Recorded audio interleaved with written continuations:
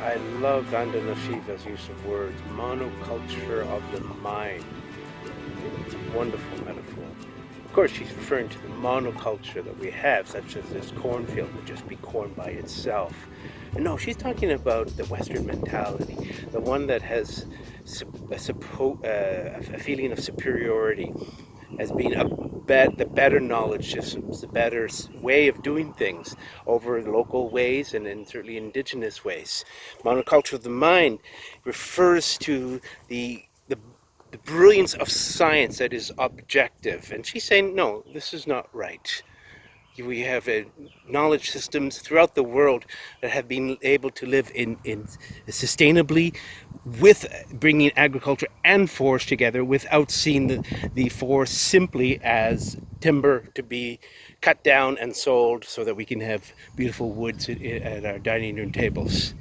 No, the forests were always seen holistic manner in a way that can support the entire community and remain sustainable. But then the Western knowledge system said, no, that's not the way we do things. We have that one way there.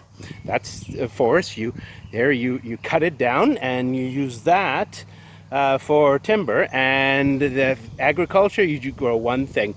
Hey, if you have pests, don't worry, we got the chemicals for that too. So monoculture of the mind refers to power over in thought systems, assuming that science is totally objective. But is it? Now, you have to remember Vandana Shiva is a physicist. She's a scientist. In fact, studied in Canada. And quantum physicist at that. She knows her science. And here she's talking about the problem when the science assumes sort of an absolute objectivity. For example, there's a story of, well, this is true, in the 50s, primatologists were looking at baboons. They were doing studies of baboons. And the primatologists came to a conclusion that it was the male of the troop, the group of baboons, that maintained cohesion. Enter 10 years later, 10, 15 years later, in the 60s and beyond, you had women entering into research positions at the universities, and they started doing their own research, primatologists themselves, and they were looking at baboons and the troop, and they found, no, actually not just the male, the one male, dominant male. No, it was actually a whole group had a role in maintaining cohesion, the females and the males. Why? They didn't assume, like the male researchers before, that, oh, it has to be the male, the leader, that maintains cohesion. There's another story, a scientific story. It's about the allochore made by Monsanto. It's a sort of chemical used as herbicide to get passed in Canada. I had to go through the Canadian scientists working for the Environment Canada or Agricultural Canada. The exact same papers was looked at by the Monsanto scientists and by the Canadian government scientists. One group, the Monsanto, said no, the amount of carcinogen problems that they could cause is negligible, and therefore the risk is okay.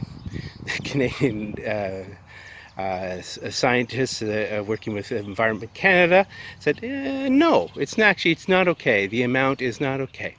They were looking at the exact same papers. What made them different? Assumptions. One assumed that a little risk for children and animals and people to carcinogenic properties was okay. Whereas the other scientists who are not getting their bread and butter from Monsanto said, no, actually that's not okay. There should be 0 to absolutely infinitesimally small amount of risk. So you had in both cases a putative objective science, one that was biased in favor of male, and the other was that had assumptions that were the assumptions in the favor of risk. The risk is okay. It's not me, it's not my children getting attacked by these carcinogens. So going back to Vandana Shiva and the monoculture of the mind. What is it about a Western way that thinks that it's the only way and the only right way of doing things?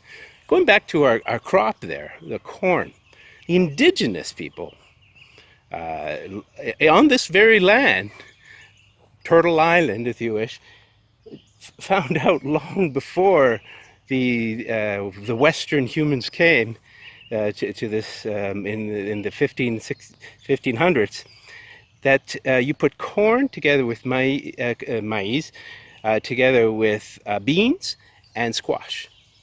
The corn is a stalk.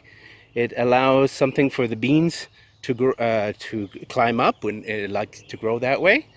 And the beans give a lot of nitrogen to the corn and to the squash. And the squash, because it covers the ground, will prevent weeds growing, and it will keep the ground more moist. Brilliant, isn't it? But in monoculture, the migrants say, no, one way is the best way. The Western way is the best way.